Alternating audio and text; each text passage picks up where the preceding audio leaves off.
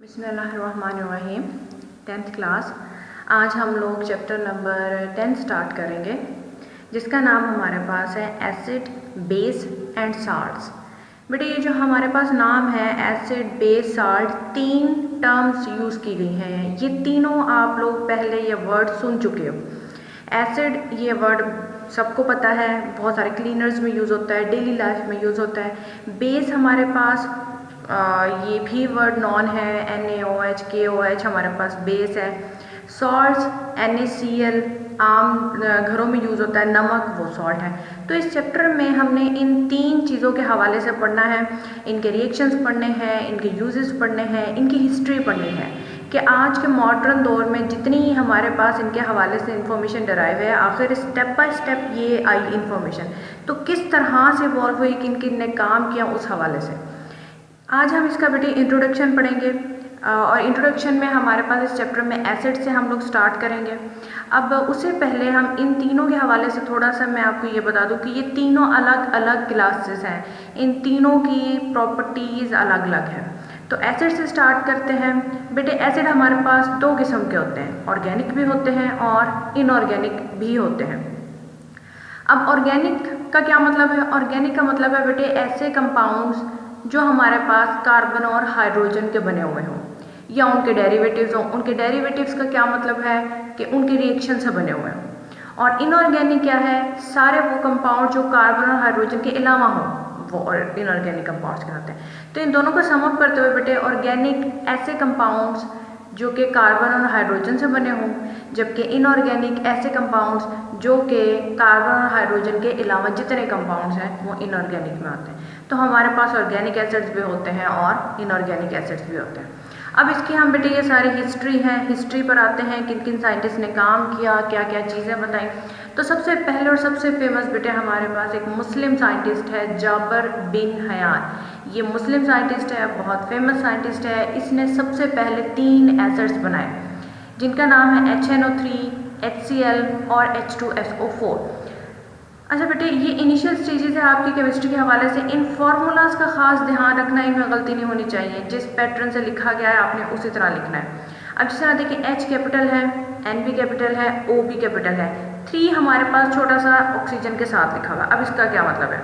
Hydrogen के साथ कोई नहीं है, इसका मतलब है 1 एक हाइड्रोजन। नाइट्रोजन के साथ भी कुछ नहीं है, तो इसका मतलब 1 एक हाइड्रोजन।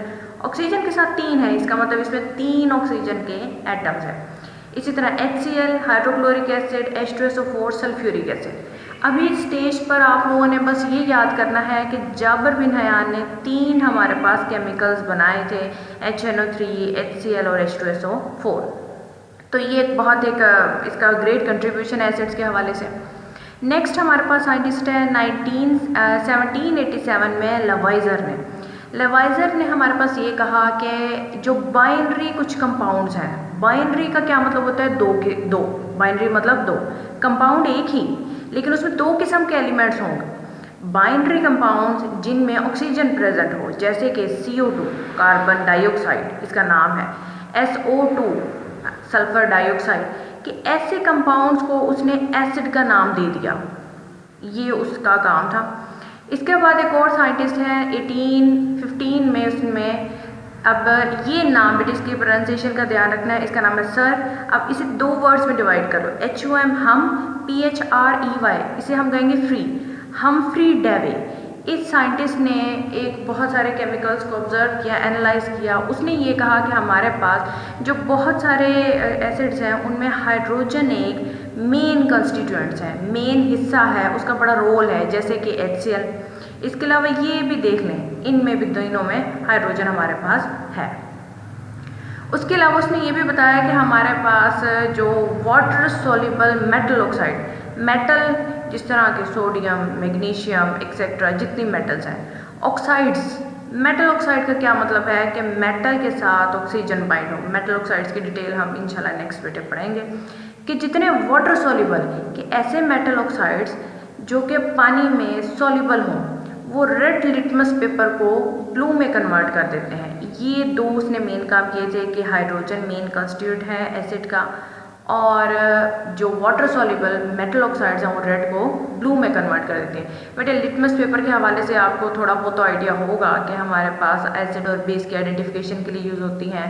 जो बेस हमारे पास है वो रेड को ब्लू में कन्वर्ट कर देता है, एसिड ब्लू को रेड में।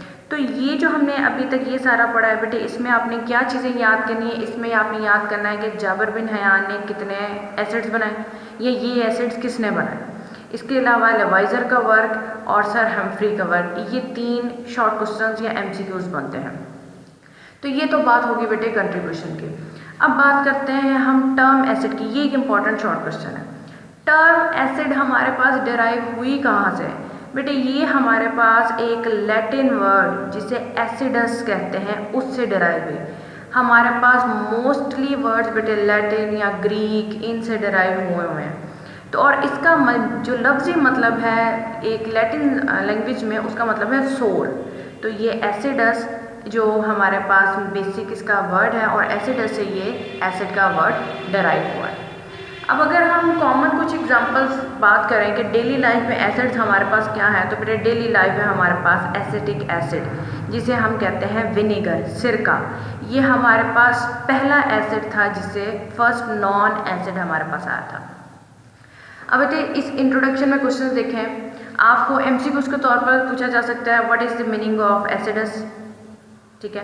इसके अलावा what is the formula which acid is present in vinegar, आप उसमें एसिटिक एसिड 2-4 और एसिड्स का नाम दिया जा सकता है।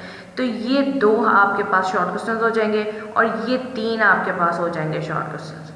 इसके अलावा एसिड्स की इंट्रोडक्शन के हवाले से बात करें, हमारे पास एक तो ये हो गए जो कॉमन लाइफ में पाया जाता है। इसके अलावा हमारे स्टमक में भी एसिड है। स्टमक में HCl पाया जाता है। जो फूड हम इंटेक करते हैं उसकी ब्रेक डाउन के लिए, उसकी डाइजेशन के लिए HCl प्रोड्यूस होता है। और इसके अलावा अक्सर हमने सुना होता है कि एसिडिटी प्रोड्यूस हो जाती है। तो एसिडिटी क्या होता है बेटे? जब स्टमक में जो एसिड की कंसंट्रेशन है वो ज़रूरत से ज़्यादा बढ़ जाए, मीन्स कि जो HCl एसिड में प्रोड्यूस होता है जब इसकी कंसंट्रेशन बढ़ जाए तो उसे हम एसिडिटी कहते हैं। अच्छा, अब एसिड है, एसिड का रिएक्शन किससे होता है? बेस से। अगर एसिड को ख़त्म करना है तो हम उसका किससे रिएक्शन करवाएंगे? यकीनन बेस से। तो एसिडिटी का हमारे पास ट्रीटमेंट क्या है? कोई भी हम अल्कलाइन मेडिसिन, अल्कलाइन बेटे बेस की ही एक नाम है, एक क्लास को कहते हैं। इंशाल्लाह इससे भी हम कुछ वर्ड्स जो हैं आ रहे हैं ये हम डिस्कस करेंगे। अल्कलाइन मेडिसिन्स हम यूज़ करते हैं। अब अल्कली मैंने पहले कहा बेस ही होता है, वो न्यूट्रलाइज कर देता है एसिड को। अब न्यूट्रलाइज का क्या मतलब है कि उसका इफेक्ट ख़त्म कर देता है। जो हमारे पास है उस दोनों का रिएक्शन हो जाता है हमारे पास। अब उन दोनों के रिएक्शन से क्या होता है, हमारे पास एक हार्मलेस केमिकल्स बनते हैं। अब हार्मलेस केमिकल्स कौन से होते हैं? जिस तरह के सॉल्ट की कॉमन एग्जांपल बेटे NaCl हम यूज़ करते हैं, इतना कोई ख़तरनाक केमिकल नहीं है। तो बेटे ये एक शॉर्ट क्वेश्चन है, how can you treat acidity by using alkaline medicines? We can treat the acidity. और अल्कली मेटल्स बेटे, अल्कली हमारे पास ये जो अल्कली वर्ड आ रहा है ये हम इंशाल्लाह जल्द अगले लेक्चर्स में कहीं ना कहीं आ जाएगा, उसमें मैं मज़ीद इसे एक्सप्लेन कर दूँगी। तो आज बेटे आप लोगों ने सिर्फ इंट्रोडक्शन ही हम करेंगे। जितनी ज़्यादा मैंने इन्फॉर्मेशन दी है बेटे ये सिर्फ आपके कंसेप्ट्स क्लियर करने के लिए, थोड़ा वैसे याद करवाने के लिए है। आप लोगों ने सिर्फ वही करना है जो आपकी बुक्स में लिखा हुआ है। बुक्स में आपके बेटे ये तीनों चीज़ें लिखी हुई हैं। आपने इन साइंटिस्ट के नाम याद करने हैं, इनका वर्क याद करना है, एसिडस का ये याद करना है, विनेगर में कौन सा एसिड पाया जाता है एसिटिक एसिड ये याद करना है, स्टमक में कौन सा एसिड प्रोड्यूस होता है HCl ये याद करना है, एसिडिटी और ट्रीटमेंट ऑफ एसिडिटी ये सारा आप लोगों ने याद करना है।